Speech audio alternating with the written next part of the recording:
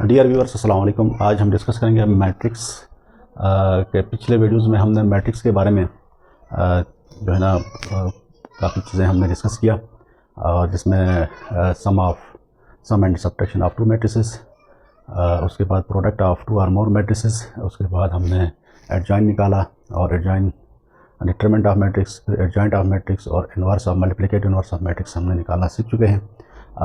अभी हम जो है ना एप्लीकेशन ऑफ मैट्रिक्स में solve two linear equations more than one variable, हम इसको कैसे सॉल्व कर सकते हैं बाय यूजिंग मैट्रिक्स। तो अब हम इसके बारे में डिस्कस करेंगे। तो फॉर एग्जांपल हमारे पास दो लीनियर इक्वेशन इस तरह से हो, 2x + 3y = 5, and suppose another equation is 3x + 2y = 8। तो ये हमारे पास दो लीनियर इक्वेशंस हैं और इनको हम साइमल्टेनियसली सॉल्व करेंगे और बाय यूजिंग मैट्रिसेस। तो मैट्रिसेस की मदद से इसको दो इक्वेशंस को सॉल्व करने के लिए हमारे पास यहाँ दो मेथड्स हैं। तो फर्स्ट मेथड जो है नंबर 1 फर्स्ट मेथड है matrix inversion method, and the second method is Cramer's rule.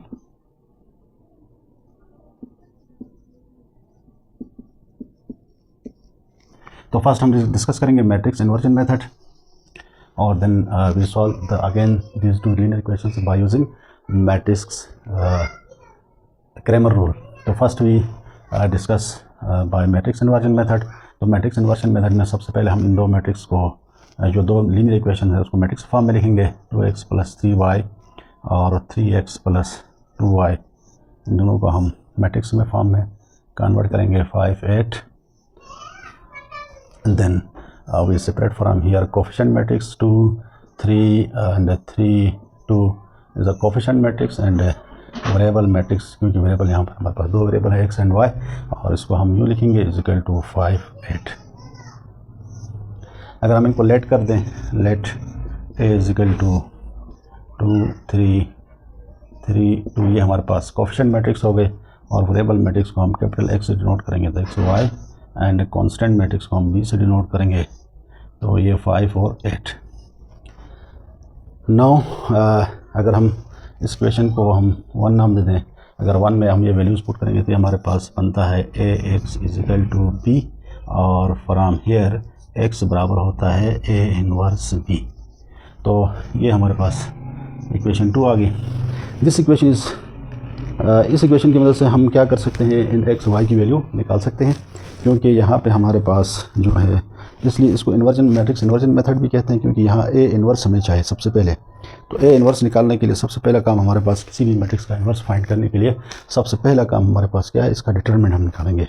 किसका डिटरमिनेंट? मैट्रिक्स a का डिटरमिनेंट निकालेंगे, क्योंकि डिटरमिनेंट और इन्वर्स निकालना हम पिछले वीडियोज़ में सीख चुके हैं। वीडियो में आगे बढ़ने से पहले एक रिक्वेस्ट है कि मेरे चैनल को सब्सक्राइब, शेयर, लाइक और कमेंट ज़रूर कीजिएगा, ताकि इस तरह के वीडियोस, यूज़फुल वीडियोस आपको मिल सकें। तो ये एक छोटा सा रिक्वेस्ट था जो आपके लिए मैंने अनाउंस कर दिया, ताकि आपकी तरफ से सपोर्ट और आपकी तरफ से प्यार और मोहब्बत भी बढ़ेगी। तो इसके बाद हम आगे इसको हल करने के लिए सबसे पहले मैट्रिक्स इन्वर्जन मेथड को सॉल्व करने के लिए सबसे पहले हम क्या निकालेंगे, a का इन्वर्स निकालेंगे। तो वी नो दैट a का इन्वर्स बराबर होता है एक इन्वर्स बराबर होता है inverse adjoint of divide by determinant of. तो सबसे पहले हमें डिटरमिनेंट चाहिए, तो हम अगर डिटरमिनेंट यहाँ से फाइंड करेंगे a का, तो डिटरमिनेंट 2, 3, 3, 2, तो which is equal to 2 * 4 -3 = 9, which is becomes -5। ये -5 के बराबर आएगा, जो कि 0 के बराबर नहीं है। तो यहाँ एक बात आपने जहन में रखना है कि अगर डिटरमिनेंट 0 आए तो सोल्यूशन पॉसिबल नहीं होता है। तो डिटरमिनेंट 0 ना आए तो सोल्यूशन मुमकिन है, क्योंकि इस वक्त डिटरमिनेंट -5 है, जो कि 0 के बराबर नहीं है। तो inverse of a is possible, inverse is possible. जब इन्वर्स पॉसिबल है so solution is also possible, is also possible. जब इन्वर्स मुमकिन होगा तो सोल्यूशन भी मुमकिन होगा। अगर इन्वर्स डिटरमिनेंट अगर 0 आ जाए तो इन्वर्स पॉसिबल नहीं होगा और सोल्यूशन भी पॉसिबल नहीं होगा। ये इक्वेशन यहाँ पे आके स्टॉप होगा और इन दोनों का सोल्यूशन, ये जो दो लीनियर इक्वेशन है इनका टू वेरिएबल लीनियर इक्वेशन का सोल्यूशन पॉसिबल नहीं होता होगा। अब क्योंकि डिटरमिनेंट ज़रूर नहीं आया है तो हम इसका इन्वर्स निकालेंगे। तो ए का इन्वर्स बराबर होता है adjoint of A divided by determinant of A which is equal to adjoint का ओपी पे पिछले वीडियोस में हमने डिस्कस कर लिया है। तो एडजॉइंट के लिए क्या करेंगे, मैट्रिक्स ए के जो मेन डायगोनल है उनके एंट्रीज एक दूसरे में इंटरचेंज हो जाते हैं और जो एंटी डायगोनल है उनकी साइन चेंज हो जाती है। और डिवाइडेड बाय ए का डिटरमिनेंट हमारे पास यहाँ क्या है, -5 है। तो ये हमारे पास ए का इन्वर्स फाइंड हो गया और ए के इन्वर्स की वैल्यू हम इक्वेशन 2 में रखेंगे। Put the values of A inverse x and be in equation 2। अब 2 में ये इक्वेशंस हम रखेंगे तो इक्वेशन 2 बिकम्स, इक्वेशन 2 क्या बन जाएगा, X Y is equal to A का इन्वर्स हमारे पास आ गया 2 - 3 and 2 divided by -5 into B हमारे पास है 5 और 8। अब एक्स और वाई की वैल्यू निकालने के लिए हम इन दोनों मैट्रिसेस को आपस में मल्टीप्लाई करेंगे। तो एक्स बाय वाई हमारे पास क्या बनेगा, is equal to first we do multiply this two matrices, 2 5 = 10 -8 3 24 और अगेन हम 3 से मल्टीप्लाई करें तो -15 और प्लस 8 2 = 16 आएगा और ये बनेगा 1/-5 विच इज़ इक्वल टू 24 से 10 निकालेंगे तो ये बनेगा -14 और ये बनेगा 16 से 1 बनेगा और डिवाइड बाय ये पावर हमारे पास -1/5 है which is equal to 14 by -5 और क्योंकि -5 से अंदर हमने डिवाइड कर लिया इसको और दूसरा हम पास बनेगा -1/5। तो यहाँ पे हमारे पास x की वैल्यू हो गई x is equal to minus plus हो जाएगा और 14/5 and the value of y is equal to -1/5। तो इसी तरह ये दोनों जो वेरिएबल्स हैं हमारे पास थे x और y और दोनों की वैल्यूज़ हमारे पास निकल गई। किस मेथड के थ्रू हमने किया, मैट्रिक्स इन्वर्जन मेथड। तो अब इसी सवाल को हम दोबारा क्रेमर रूल से हल करेंगे। तो क्रेमर रूल्स हल करने के लिए मैट्रिक्स इन्वर्जन और क्रेमर रूल में यहाँ तक ये जो मैट्रिक्स ए का डिटर्मिनेंट निकालने तक, बल्कि यहाँ तक जो है वो दोनों में सेम है तो वहीं दोबारा रिपीट हो जाएगा। सिर्फ ये वाला मैट्रिक्स इन्वर्जन क्रेमर रूल में ये वाला पार्ट नहीं आ जाएगा। तो अब हम इनदर दूसरे सेकंड मेथड से हम इसको हल करेंगे और उस मेथड का नाम है क्रेमर्स रूल, जो कि पहले हमने इसके बारे में डिस्कस किया था। तो अनदर मेथड से हम करेंगे इसको Cramer's rule. Now we solve this two linear equations by Cramer's rule. Same यहाँ से हम ये चलेंगे, सारा मेथड इसी तरह से होगा, सिर्फ ये वाला इन्वर्जन वाला फार्मूला हम इसको यहाँ से रिमूव करेंगे और फिर डिटर्मिनेंट एज आएगा और यहाँ इन्वर्स निकालने के लिए ये ज़रूरत नहीं है, क्रेमर रूल के लिए इन्वर्स निकालने की ज़रूरत नहीं है। तो यह मैं रिमूव कर लेता हूँ, इसको मैं ऑफ करता हूँ और अब हम यहाँ से आगे बाय यूजिंग कौन सा मेथड से करेंगे, क्रेमर रूल से। और एक बात यहाँ पे भी ध्यान रखें कि क्रेमर रूल में भी अगर डिटरमिनेंट ज़रूर आता है तो सोल्यूशन पॉसिबल नहीं होगा, जैसे यहाँ पे हमारे पास हो गया है।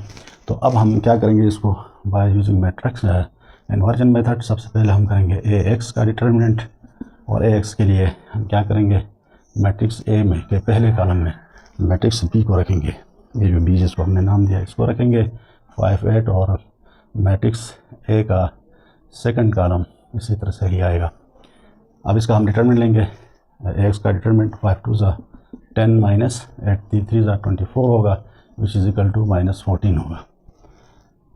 सेकंड हम इसके करेंगे ए वाई का डिटरमिनेंट और वाई के लिए हम करेंगे मैट्रिक्स ए के पहले कॉलम को एज इट इज़ और सेकंड कॉलम में मैट्रिक्स बी को रखेंगे 5 8। अब हम दोनों का डिटरमिनेंट लेंगे तो 8 2 = 16 - 3 5 = 15 विच इज़ इक्वल टू 1।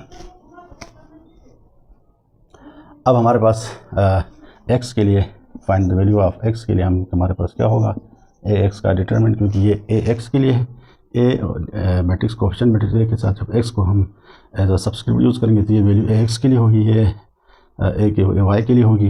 तो डिवाइडेड बाय ए का determinant which is equal to A X का डिटरमिनेंट हमारे पास 14 आया है और डिवाइडेड बाय ए का डिटरमिनेंट हमारे पास है -5 which is equal to minus minus plus हो जाएगा, 14/5 हो गई। एंड अनदर जो है वो y इज इक्वल टू होगा ए वाई का डिटरमिनेंट डिवाइडेड बाय ए का डिटरमिनेंट।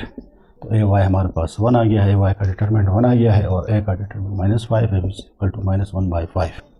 तो ये हमारे पास जो सेकंड जो रूल मेथड था क्रेमर्स रूल, इसके ज़रिए से ये जो दो लीनियर इक्वेशन है, टू वेरिएबल लीनियर इक्वेशन ये सॉल्व हो गए।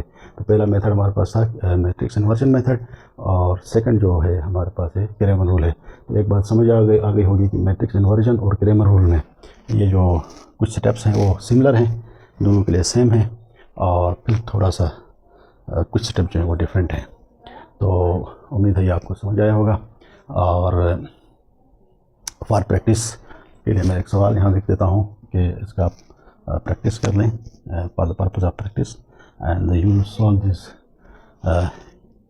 Given equations for both the methods। 2y is equal to 10 and suppose another matrix is 5x plus 8y is equal to 20। तो ये हमारे पास प्रैक्टिस के लिए आपके लिए क्वेश्चन दिया, solve this question by using this two methods. तो उम्मीद है ये दो मेथड आपको समझ आए होंगे। और एक बार फिर मैं दोबारा आपको दोहराना चाहूँगा कि 10th साइंस ग्रुप और ह्यूमैनिटी ग्रुप दोनों के लिए सवाल बहुत इंपॉर्टेंट है एग्जामिनेशन पॉइंट ऑफ व्यू से।